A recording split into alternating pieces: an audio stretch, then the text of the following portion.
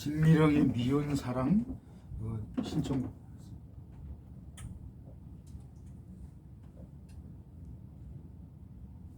지금 들어왔어. 조동 이거 끝난 것 같아. 요 픽션 들어갑시다.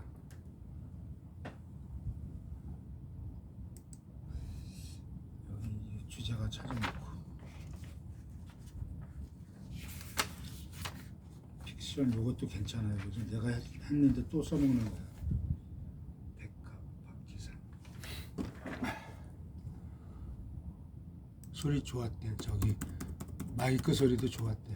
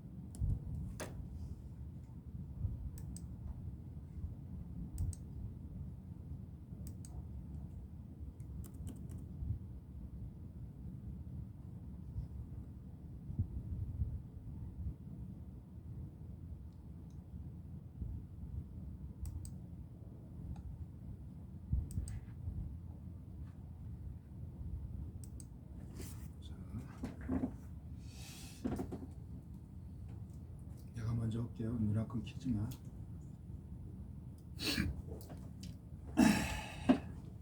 진주 조개잡이, 원래는 박재란이 불렀고 그 다음은 원래 원곡입니다. PNB 픽션 시간입니다. PNB 픽션, 오늘 시간엔 김동길 연세대 명예교수가 SNS에 올린 충격적인 실화, 나도 44번 버스 승객이 될 수 있다 라는 얘기를 해보겠습니다. 나에게 남아있는 단 하나의 나의 조국, 대한민국. 이제 살 날이 많이 남지 않아 내게 남아있는 것은 조국에 대한 하나뿐이다. 대한민국이 없었으면 나는 가진 것이 아무것도 없다. 그래서 나는 누구라도 대한민국을 비방하는 사람을 용서할 수 없다. 그가 누구이건 한결같이 증오한다. 그가 노조원이건 교사이건 교수이건 그대로 둘 수는 없다. 또 경상도 사람이건 전라도 사람이건 대한민국을 헐뜯는 자는 내 원수이고 대한민국 안에 살아둬서는 안 되는 사람들이라고 믿는다. 그래서 모든 도 사람들이 대한민국을 사랑하여야 한다. 참 멋있는 말입니다. 국민의 70% 이상이 같은 생각이라고 믿는다. 나는 우리들의 승리를 확신한다. 나도 44번 버스의 방조자는 아닌가. 근데 신디 보면요, 이 김동길 교수가 아직도 살아 계세요. 그죠? 근데 나이가 많으신데 이번에 이 픽션을 올리신 거예요. 근데 대한민국 충청도건 전라도건 경상도건 어디 도두건, 그죠? 우리 강원도건, 우리 대한민국은 조국이 없으면 우리가 없는 거 아니겠어요? 그렇죠. 그래서 이걸 쓰신 것 같아요. 자, 또 다음번 읊어 주시죠. 버스 44번 44는 중국에서 상영된 영화 제목입니다. 2011년 중국에서 어떤 여성 버스 운전기사가 버스를 운행하며 산길을 넘고 있었는데 양아치 2명이 기사한테 달려들어 성희롱을 하였습니다. 승객들은 모두 모른 척하고 있는데 어떤 중년 남자가 양아치들을 말리다가 심하게 얻어맞았습니다. 급기야 양아치들이 버스를 세우고 여성기사를 숲속으로 끌고 들어갔다가 성폭행을 당한 후 한참 뒤 돌아오더니 여성기사는 아까 양아치를 제지하던 남자에게 다짜고짜 내리라고 하였습니다. 중년 남자가 당황하면서 아까 내가 도와주려고 하지 않았던가요? 근데 왜 나한테 내리라고 하는 거야? 기사가 소리 지르면서 당신이 내릴 때까지 출발 안 한다고요. 빨리 내리시라니까요. 단호히 말합니다. 중년 남자가 안 내리고 버팁니다. 난 내릴 수 없어. 왜 나만 내리라는 거야? 승객들이 아저씨, 저 아저씨를 좀 강제로 내려주세요. 강제로 끌어내리게 되고 짐도 던져버렸습니다. 그리고 버스가 출발했는데 기사는 거북길에서 속도를 가속합니다. 그대로 낭떠러지로 추락하였습니다. 전원 사망.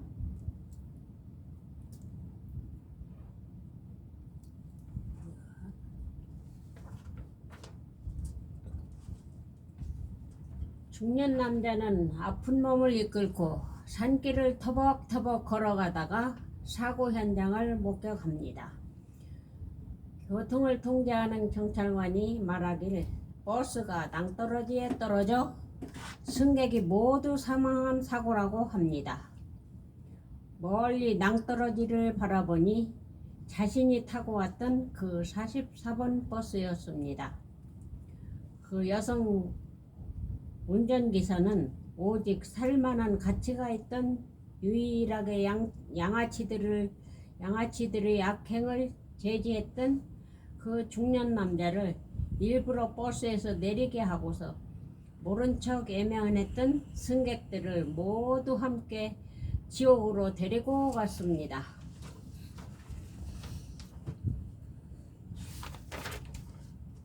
이 얘기는요, 중국에서 일어났던 충격적인 실화입니다. 중국 남경에서 있었던 일입니다. 남경. 버스 44라는 영화로도 제작되어 장이모 감독이 연출을 했습니다. 버스 44. 거기에 공리가 주연을 했던가요? 그랬던 영화입니다. 제작되었다고 합니다. 나몰라라 방조하고 있던 손님들이 중년 아저씨를 밖으로 쫓아낼 때는 모두 적극적이었다고 합니다. 이 글을 쓰고 나는 버스 안에 방조자는 아닐까라고 김동길 교수가 말한 대목입니다. 다시 한번 자유 대한민국의 미래를 위해 침묵의 방조자는 되지 말아야 한다고 생각해 봅니다. 이 글은 중국에서 일어난 실화를 바탕으로 한 버스 44번 제목으로 영화한 내용을 토대로 김동길 박사가 인용한 내용인데요. 중국의 생각. 내용인데요. 중국의 생각은 신디의 생각은 어떠세요? 신디. 네, 그거를 신디 내가 신디 생각은 어떠세요? 그래 내가. 신디. 충격적이고 슬픈 얘기면서 우리들의 현실을 반영한 멋진 성찰의 글이라 생각되고 슬프고 애절한 사연이라고 생각해요. 애절한 걸 떠나서요. 이 여성이 운전기사가 얼마나 약통이 올랐으면 그렇지. 그냥 혼자는 죽기 싫으니까 그 방조했던 사람 44번 안에 타고 있던 승객들 그 방조자가 너무 웃기지 않아요? 그 사람들이 다 달려들어서 그 양아치들을 제재할 수 있었을 거 아닙니까? 그렇죠. 그런데 그 아저씨만 중년 아저씨만 몸도 불편한 아저씨만 살린 이유를 이제서 아시겠죠? 지금 이해가 가십니까? 네, 그렇습니다. 그래서 이 글을 전하며 묻습니다. 나와 여러분께서는 44번 버스에서 쫓겨난 승객이 될 수 있을런지, 쫓겨나지 않고 방조했던 사람이 될 수 있을런지. 나는 내가 생각할 때 나도 방조자였다고 생각합니다. 네. 신디도 그렇게 생각하지 않습니까? 네, 그럴 법해요. 네. 그래서 우리는 이게 이런 사건을 접하고 볼 때 위기에 처했을 때는 상대가 죽어갈 때는 나도 내 목숨을 아끼지 말고 상대를 살려내야 된다는 그런 철학을 좀 느끼게 되지 않습니까, 신도? 네, 그러네요. 네, 나도 그래서 이걸 읽고 저도 반성했습니다. 44번 승객이 되지 말자고.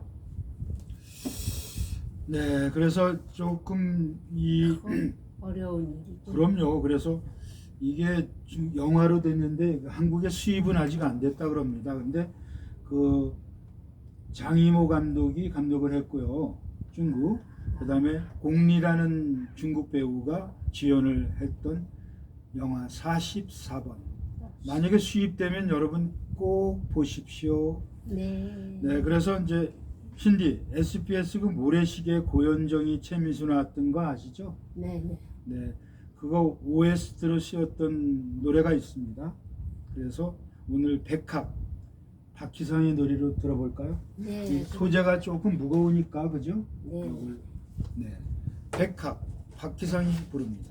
SBS의 모래시계 오리지널 사운드 트랙으로 쓰였던 음악입니다. 추워. 꺼요. 추우면. 나도 추워. 껐다가 합시다.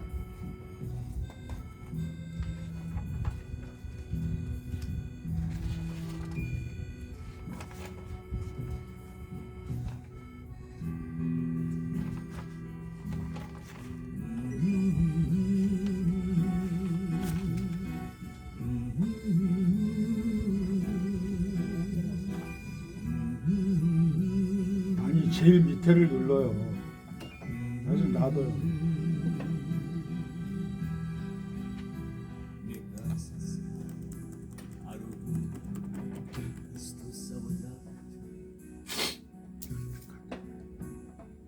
야, 그래도 다 했다, 그죠? 다 했잖아 거의.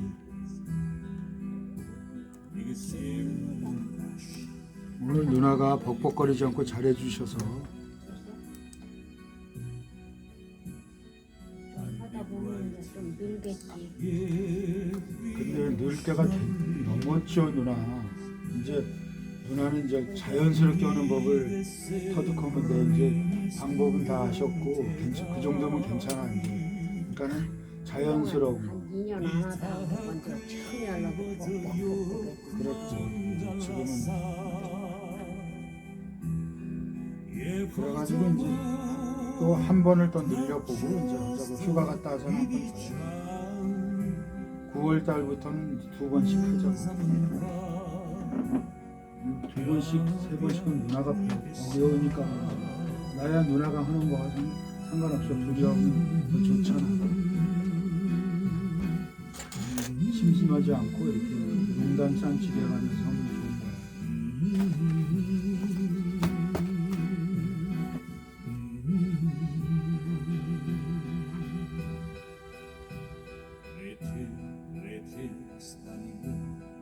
누나는 만약에 이제 여기서 나이 먹어서 은퇴하면 진짜 큰 추억거리를 갖고 있는 거야.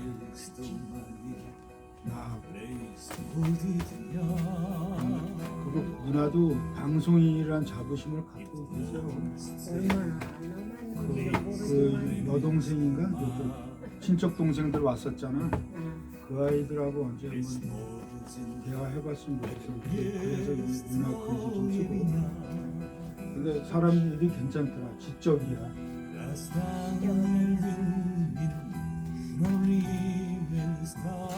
근데 그 사람들이 나 평가를 나쁘게 안 보죠? 고맙게 봤지? 아니 멋있다. 그리고 또 누나를 또 이렇게 해주니까 그날 정말 누나도 공개적으로 뛰어나요.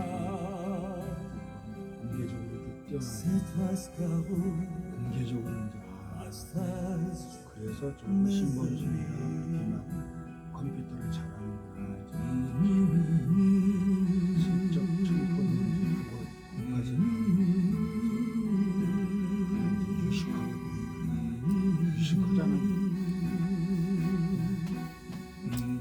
사람은요 이어야 돼.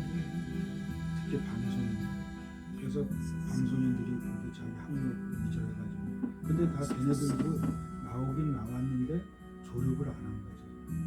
문서과도 거기 2학년을 중퇴 졸업을 했다. 대학원에서. 여기서 들어오는 자르면 되겠나? 진짜 조금 더 누나가 잘라버리는. 자르면 아 근데 뭐 그거 틀린 얘기는 아니잖아.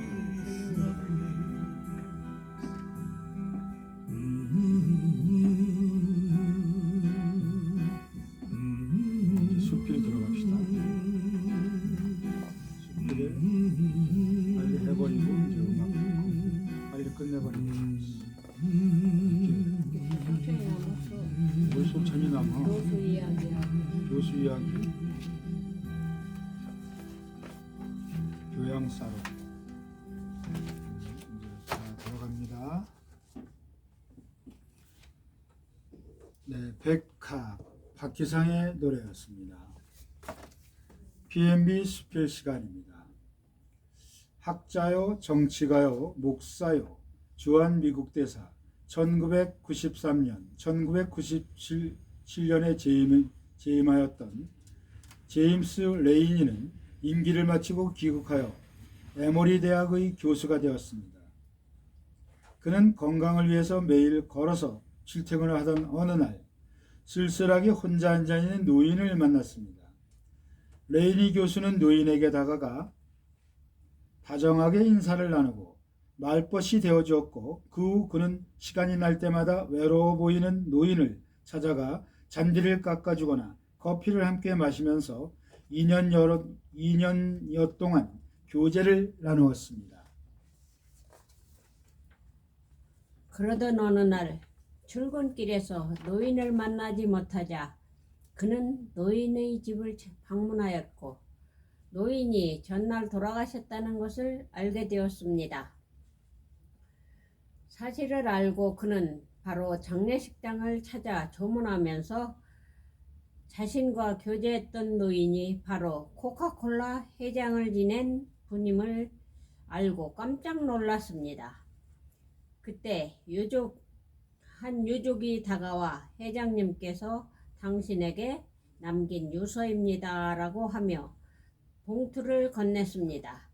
노인의 유서 내용을 본 그는 더욱 놀랐습니다.